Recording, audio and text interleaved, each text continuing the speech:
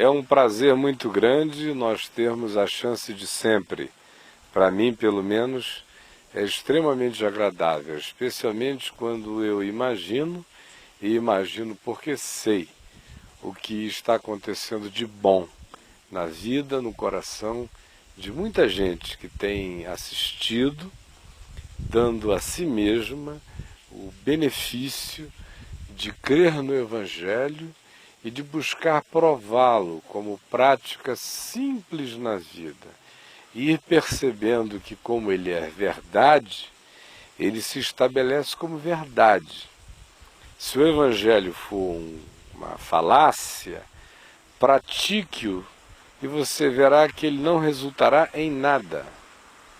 Mas se ele é verdade, e se você praticar genuinamente o Evangelho, e não a doutrinação da religião, e não os ensinos dos homens, e não os dogmas dos homens, e não as neuroses e paranoias transformadas em doutrinação, mas ao contrário, dedicar-se à simplicidade de ler, crer e praticar aquilo que de maneira absolutamente fácil de entender, tão fácil de entender que se deseja desenvolver teologias para complicar, mas que de fato, sendo praticado em simplicidade de fé, liberta a gente, porque sendo verdade, liberta, e em libertando, coloca a gente no caminho limpo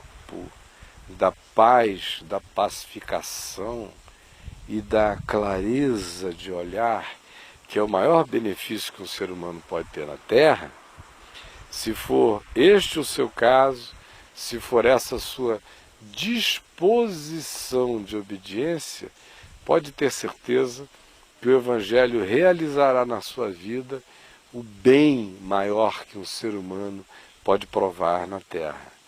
Eu quero ler um texto que todo mundo no ambiente cristão ocidental sabe de cor, mas só não sabe com o coração. Decor é uma palavra que atribui a alguma coisa que a gente já guardou no coração. Mas de fato, entre nós não é assim. De cor é aquilo que a gente guardou na memória, não necessariamente no core, no coração. Quando entrar no coração essa palavra que já entrou na memória de todo mundo, aí você vai verificar a diferença imensa, extraordinária que ela fará. Os discípulos de Jesus pediram a ele que os ensinasse a orar. Aí Jesus disse: orareis assim: Pai nosso que estás nos céus, santificado seja o teu nome. Venha o teu reino. Faça-se a tua vontade, assim na terra como no céu. O pão nosso de cada dia dá-nos hoje. E perdoa-nos as nossas dívidas, assim como nós temos perdoados os nossos devedores. E não nos deixes cair em tentação, mas livra-nos do mal. Pois teu é o reino, o poder e a glória para sempre. Amém. Porque, se perdoardes aos homens as suas ofensas contra vocês, contra o próximo, contra o mundo, contra qualquer um, também vosso Pai Celeste vos perdoará. Se, porém, não perdoardes aos homens as suas ofensas, tampouco vosso Pai Celeste perdoará as vossas ofensas. É assim que o Evangelho é. Ele é carregado dessa simplicidade. Quando pediram a Jesus: Senhor, ensina-nos a orar, Jesus não ensinou uma mandinga. Ele não disse: olha, recolham-se 7 dias por semana, separem a água e a consagrem, separem um óleo até ele ficar quase escuro, recolham uma rosa do jardim e a unjam e a coloquem num copo d'água, coloquem uma água para ficar fluidificada em cima de uma Bíblia e depois bebam. ele não disse, olha, reúnam-se e pratiquem a seguinte mágica, o seguinte rito, e ensinou uma fórmula, uma receita ritual. Nada disso. Tudo que a gente vê sendo feito por aí é balela. Tudo que se chama de oração, que vem carregado dessas mecânicas humanas todas, pode até ser feito em nome de Jesus, mas é macumba. Não tem nada a ver com ele. Quando pediram a ele que os ensinasse a orar, ele não ensinou uma receita, ele não ensinou uma mecânica, ele não ensinou um conjunto de ritos, ele não ensinou nenhuma prece ao anjo da guarda, ele não ensinou a invocar poderes espirituais específicos, não. Ele disse que quem quer orar de verdade fala com o Pai. E fala com o Pai nos seguintes termos: Pai nosso, não é Pai meu, porque não há egoísmo aqui. A oração inteira diz que você pode tentar ter o vínculo pessoal e particular com Deus que você queira, mas se ele não desembocar numa perspectiva de perdão para com o próximo, toda oração já é macumba. Orações feitas carregadas de ódio são macumba. Podem ser feitas em nome de Jesus, ao Pai Celeste. Mas se o coração estiver cheio de ódio, você está fazendo despacho perverso na esquina.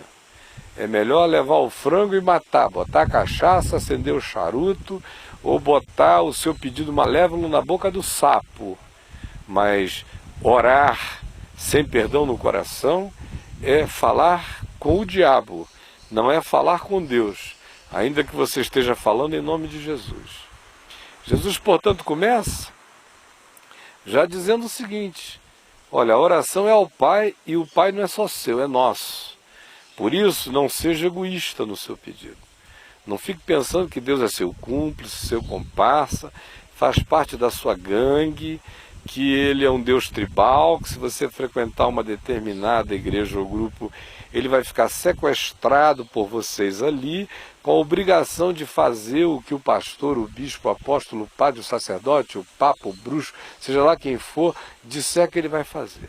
Porque se você estiver orando a ele com egoísmo, se a sua oração não perceber que ele não é só seu pai, ele é pai de todos, é pai nosso, e que o amor com o qual ele ama você, ele ama a todos, se você não souber disso, ou se sabendo achar que haverá uma concessão especial para você, e você for fazer a oração do pernóstico e do egoísta, pedindo a Deus cumplicidade contra o seu próximo, pode saber, você vai estar dizendo Pai Nosso, mas você estará dizendo diabo meu.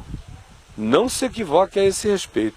O Pai Celeste não tem assunto com quem acha que o Pai é só dele, com quem acha que há um conluio entre o Pai e um capricho particular de um egoísta, e quem, orando, exclui os outros. O Pai é nosso, é de todos. Santificado seja o teu nome. Porque, de fato, quando eu digo santificado seja o teu nome, eu estou dizendo seja santificado o teu nome na minha vida. Tem gente que fica pensando que Deus santifica o nome dele quando a gente constrói um templo, põe uma torre, bota um sino para badalar em cima da torre, tanto para os fiéis quanto para o gado que mora na fazenda ao lado, que se tem que ter uma cruz, um crucifixo, água benta, água fluidificada, sal grosso, um pastor, ritos, isto e aquilo outro, então o nome de Deus está santificado. Se eu dou dinheiro no dízimo, se eu apresento ao público e à sociedade um comportamento numa média ponderável de aceitabilidade, o nome de Deus está santificado na minha vida. Especialmente se eu não falar palavrão, se eu só contar piada de português de salão, e se eu não assistir filmes proibidos para menores, por exemplo. O nome de Deus está santificado na minha vida. Bobinho. O nome de Deus só estará santificado na sua vida quando o seu coração fizer um corte, quando a sua mente fizer um corte, quando esse processo mental perverso, hipócrita, falacioso, superficial, enganoso, estelionatário, cheio de maquinações, de manias, de dribles, de malandragens, que você pratica em nome de Deus, pensando que porque ajudou a construir a torre que tem o sino em cima, pensando que porque frequenta um lugar chamado sagrado, você está santificando o nome de Deus, você está blasfemando o nome de Deus. Pensando que Deus é um ídolo, um poste ídolo, um idiota cósmico que satisfaz com prédiozinhos construídos por mutirão de pagãos alimentados por uma devoção ignorante. Não é nada disso. Santificado seja o teu nome na minha vida. Significa, eu me disponho, Senhor, a separar o meu processo mental, aquilo que eu chamo de minha mente, meus valores, meus princípios, que estejam equivocados e contrários ao Evangelho. Eu me disponho a separar-me disto tudo e a deixar a minha mente ficar modelada pelo Evangelho, modelada pelo ensino de Jesus. Eu quero calçar os pés do Evangelho da paz e andar em Cristo conforme o ensino de Jesus. Isto é, santificado seja o teu nome. Se não for assim, o nome de Deus não será santificado em nenhum outro lugar fora de você. Essa oração que diz santifica teu nome lá, não realiza nada, é apenas o clamor ou a prece equivocada de um indivíduo que pensa que Deus se põe em conluio com ele por ele usar o nome de Deus, supostamente pedindo a Deus que abençoe alguém ali. Mas ele mesmo não quer assumir as implicações de ser de Deus. Santificado seja o teu nome significa eu me separo para ti. Minha mente e meu ser em plenitude são teus. É isso que Jesus está dizendo que isso significa. Pai nosso que estás nos céus, santificado seja o teu nome, venha o teu reino. Aí alguém pensa que isso tem a ver com um bom governo para o Brasil, que estabeleça justiça social, que resolva o problema agrário, se o indivíduo tiver uma quedinha pela teologia da libertação. Se ele for extremamente religioso, eclesiástico, quando ele diz vem o teu reino, ele está querendo que, por exemplo, uma cidade como Brasília fique cheia de igrejas, templos para todo lado. Eu queria que Brasília virasse um vale do amanhecer cristão. Aí eles acham que o nome de Deus está santificado e que o reino de Deus chegou. Bobinho. O reino de Deus não vem com visível aparência, Jesus disse. E Jesus disse, não creiam se disserem, olha, ele se materializou nessa árvore, olhem, ele se materializou naquele templo, olhem, lá está ele ali, aqui ou acolá. Porque Jesus disse, o reino de Deus está dentro de vós. Se não for o reinado do senhorio de Cristo, o reinado da consciência do Evangelho em mim, não tem reino de Deus em lugar nenhum, você entendeu? Por mais que você passe a vida dizendo, vem o teu reino. O único lugar onde o reino pode se estabelecer como resposta a essa sua oração é no seu coração. Faça-se a tua vontade. Também é em você. Tem gente que fica querendo a vontade de Deus no marido, na mulher, nos filhos. Ó Deus, faze a tua vontade na minha casa. Significando dizer, eu quero todo mundo comportado, boizinhos de presépio, maridinho na linha, mulherzinha arrumadinha. Então faça-se a tua vontade, é a minha vontade. É o meu sonho de consumo, realizo o meu sonho de consumo, Senhor. É o que significa para a maioria das pessoas, faça-se a tua vontade. Não tem a menor ideia do significado da vontade de Deus. A vontade de Deus pode trazer muito gozo e alegria, mas a vontade de Deus também dói. A vontade de Deus também tira filho, tanto quanto dá. A vontade de Deus dá saúde, tanto quanto deixa você enfermar, para ver se caem fichas na sua mente arrogante, que parece que se não entrar no cacete, não cai na real. A vontade de Deus é de Deus, você entendeu? Quando a gente diz, faça-se a tua vontade, a gente está dizendo, Senhor, estou aqui para o que der e para o que vier, desde que venha de ti. Não tenho perguntas e não tenho questões. Não é faça-se a minha vontade, é faça-se a tua. E a dele, é misteriosa, Frequentemente eu não compreendo o modus operandi, nem o modo como ele a realiza. Mais do que isso, o pão nosso, faça a tua vontade assim na terra como no céu. Assim como ela é feita no céu, com a prestimosidade angelical para com ela, eu quero dispor meu coração a ser um anjo dos teus interesses e da tua vontade na terra. É isto que esta oração está dizendo, nada além disto. Me compreendeu de verdade? Aí prossegue dizendo, o pão nosso de cada dia nos dá hoje. Isso aqui significa o que isto aqui significa. Que é a oração que você não quer fazer. E que a religião não ensina a fazer. A religião não diz que o homem abençoado é o que tem o pão de cada dia. A religião diz que o homem abençoado é o dono da padaria, é o dono da rede de padarias, é o dono do supermercado. O homenzinho que trabalha todo dia, que volta todo dia, apenas com a gratidão do pão daquele dia, é um remediado, coitado. Que está precisando muito da bênção de Deus, entrar em alguma corrente de prosperidade, fazer alguma barganha com Deus para mudar de vida, porque a oração de Jesus era boba demais, era modesta demais. Nós fomos ensinados agora por grupos muito mais inteligentes que Jesus, universais do reino de Deus e companhias limitadas, que Jesus era muito pobrezinho, coitado, pedia coisas muito bobas, só o pão nosso de cada dia. A gente tem que pedir a poupança nossa dos filhos dos bisnetos. A gente tem que pedir a casa própria, a segunda, a terceira, a quarta, a quinta, a sexta. Gente boa de Deus é gente que não sabe o que fazer com tanto dinheiro, materialidade e poder. É isso que as pessoas pensam, é isso que elas querem, é isso que elas são ensinadas. Aí vem Jesus e diz que não é nada disso.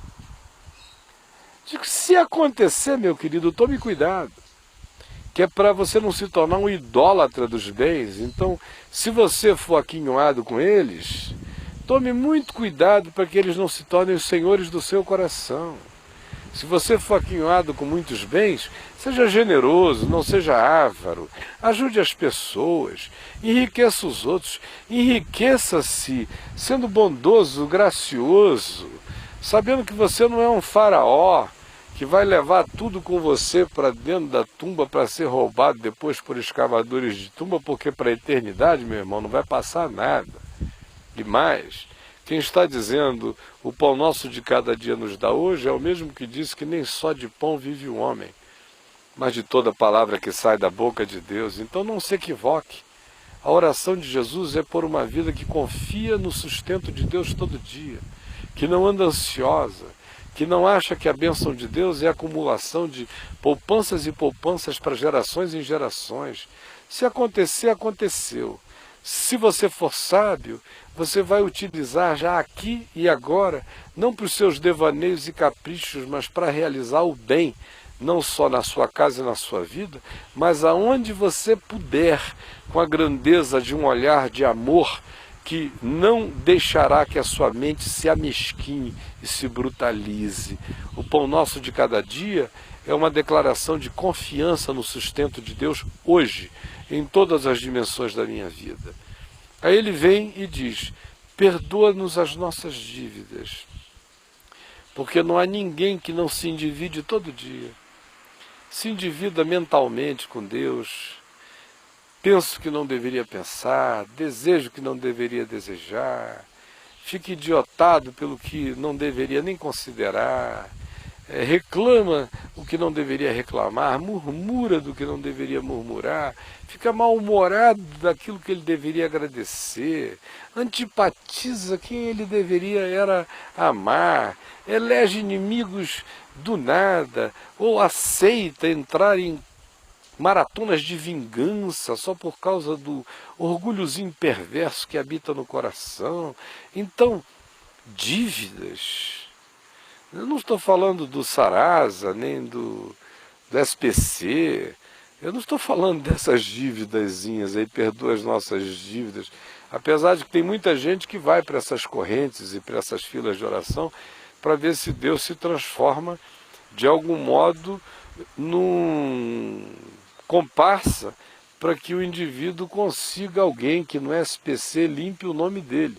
Não é pelo sangue de Jesus, não. É pagando uma graninha lá para ver se tira o dado do registro e vai voltar lá para a igreja para agradecer e dizer que bênção, consegui alguém que fez essa ação em meu favor, que praticou esse ato, limpou a minha dívida lá. Enquanto isso, o cara continua se endividando com a mulher, com os filhos, com os pais, com a vida, por causa do ódio, da indiferença e de todas as coisas perversas que ele alimenta no coração. Aí vai e diz: Senhor, perdoa as minhas dívidas. Eu reconheço que eu sou um safado, eu não tenho jeito mesmo, me perdoa, tá bom? Olha, eu vou dizer uma coisa a você. Se ele chega diante de Deus e diz isso, honesto e sinceramente, e sai dali sem ódio para odiar ninguém, apesar de toda a ambiguidade e incoerência dele, Jesus diz que se ele fizer isso como aquele publicano que subiu ao templo para orar, fez com sinceridade, ele desce para casa justificado e perdoado. O problema é que Jesus segue ensinando a dizer: perdoa as nossas dívidas, assim como, do mesmo modo como, do mesmo jeito como nós temos perdoado os nossos devedores. Ou seja, o que se está dizendo é: Deus me perdoa, porque eu tenho perdoado todo mundo que me deve. O sol não tem se posto sobre a minha ira. Eu não tenho, Senhor, guardado ódio no meu coração contra ninguém, ao contrário. Eu estou repetindo as palavras de Jesus na cruz, oferecendo-as ao mundo inteiro a partir do meu coração, dizendo: Pai, perdoa-lhes porque eles não sabem o que fazem. Então, Senhor Jesus, porque Tu me perdoaste desde antes da fundação do mundo, porque Tu me perdoas todos os dias das minhas dívidas, perdoa-me também no dia de hoje das minhas dívidas, assim como eu tenho perdoado todo mundo que me deve. Eu posso estar em vias de me separar do meu marido porque ele me trata mal, me bate, me espanca, me engana, mas eu estou me separando dele perdoadamente. Eu não estou deixando para trás alguém que eu odeie nem que queira mal. Eu o perdoei. Por isso é que eu estou indo limpo. Meus filhos têm me ignorado, têm me tratado muito mal. Eu dei todo o meu amor para eles. Hoje eles me tratam como um zero à esquerda. Eu não vou guardar ressentimento no meu coração. Pai, me perdoa porque eu sou teu filho, assim como eu tenho perdoado os meus filhos ingratos. Pai, perdoa os meus pecados contigo e contra ti, assim como eu tenho perdoado os pecados daqueles que têm me ofendido e pecado contra mim de modo perverso. E Jesus diz que se não for assim, não tem oração. Não há oração.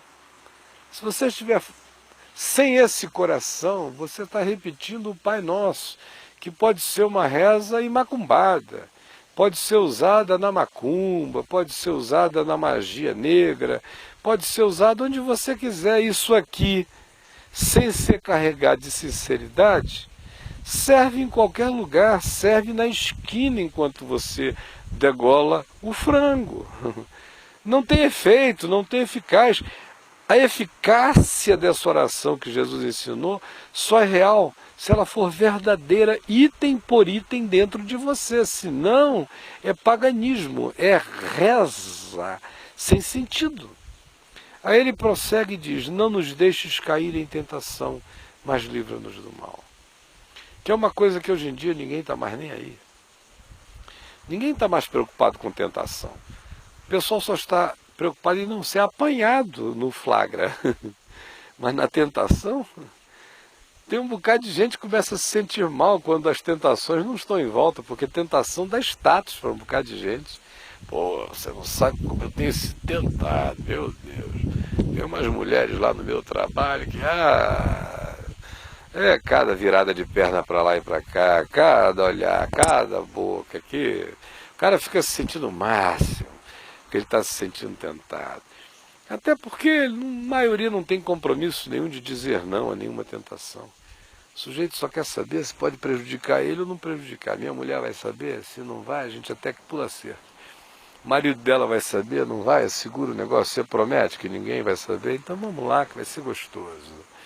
Ou tem um pacote de dinheiro aí rolando, olha, tem uma comissão legal pra caramba pra você, ninguém vai saber. Escuta, tem certeza que eu não vou ser apanhado? Tenho, certeza absoluta. Então tá legal, vamos lá, eu só não quero é ser apanhado. Agora, esse negócio de ficar livre de tentação, a maioria não quer não. Tá todo mundo entregue à tentação mesmo. O que eles querem é dizer assim, Senhor, deixa eu cair à tentação, embora, Senhor, eu te peço que tu me livres do mal. As pessoas não querem o mal que a tentação traz, mas não querem resistir à tentação. Tentação eles querem acolher, eles querem um milagre do diabo, de fato, na vida deles. Ou seja, eles querem se entregar à tentação e querem que o mal não os alcance. É uma impossibilidade total. Entregou-se à tentação, à perversidade de uma prática, de um pensamento, de um processo, você vai colher os resultados, inevitavelmente. Então, não se entregue à tentação porque você vai ser herdeiro do mal. E se você não está nem aí para a tentação, você não está nem aí para o mal. Portanto, aceite o pacote inteiro, porque ele vem a cavalo e rápido e vai arrombar a porta da sua casa. E Jesus conclui dizendo que se nós não perdoarmos aos homens as suas ofensas, também o nosso Pai Celeste não nos perdoará das nossas ofensas. Isto é orar. Estes são os sentimentos que se tem que ter para falar com Deus. Do contrário, meu amigo, prepare o seu altar ao diabo, se ajoelhe, faça todas as preces que você quiser. Porque você pode as estar fazendo em nome de Jesus, mas eu garanto que o eco delas só está rebumbando no inferno e não nos céus. Este é o Evangelho com a simplicidade com a qual Jesus o ensinou. E eu estou dizendo a você que é assim, simplesmente porque é assim que é. Se você quiser continuar recebendo coisas sérias de Deus, verdadeiras do Evangelho, que vão mudar seu coração, eu convido você não para um lugar de poder, mas para a continuidade desse ensino. Apareça no Teatro La Salle, na 906 Sul, todos os domingos às 19 horas. Está mostrando aí o endereço o tempo todo. Meu tempo acabou, eu paro aqui, mas aguardo você lá. Um grande beijo, que Jesus abençoe você. E quando você orar a Ele, ore com um sentimento verdadeiro, que é para sua prece não se transformar em oração ao diabo. É duro, mas é a verdade que eu tinha que dizer a você, inescapavelmente. Tchau.